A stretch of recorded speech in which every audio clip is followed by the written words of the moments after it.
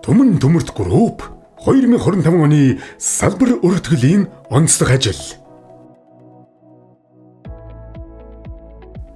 2025 онд Түмэн төмөрт групп үйл ажиллагаагаар өргөжүүлж хэрэглэгчдэд илүү хурдан шуурхай үйлчлэгээ хүргэх зорилгоор шинээр 2 салбар нээх бэлтгэл ажлыг амжилттай эхлүүллээ. Энэ хүрээнд цогц цэцэн сум Өмнөг аймагт 10,000 м2 талбайд үйл ажиллагаа эхлүүлэхээр төлөвлөсний дагуу 10 тонн даацтай кран суйрлуулахад бэлэн болгосон байна. Мөн хүний нөөцийн бүрдүүлэлтийг хийж Улаанбаатар цогц цэцэн чиглэлийн ачаа тээврийг нэгдсэн зохион байгуулалтанд оруулж албан ёсны тээврийн гэрээ байгуулснаар тасралтгүй тогтвортой нийлүүлэлтийн суурийг бүрдүүллээ. Уг төслийн хүрээнд хагас тэрбум төгрөгийн хөрөнгө оруулалт хийгдэж цахилгааны техникийн нөхцөлийг авч дараагийн шатны ажлуудыг төлөвлөгөөний дагуу хэрэгжүүлж байна.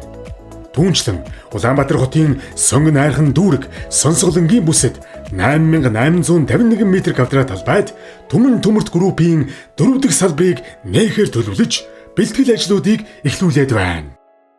Энэ бол зүгээр нэг өргөтгөл биш. Энэ бол ирээдүйн өсөлт, илүү ойр үйлчилгээ, илүү найдвартай нийлүүлэлтийн эхлэл юм.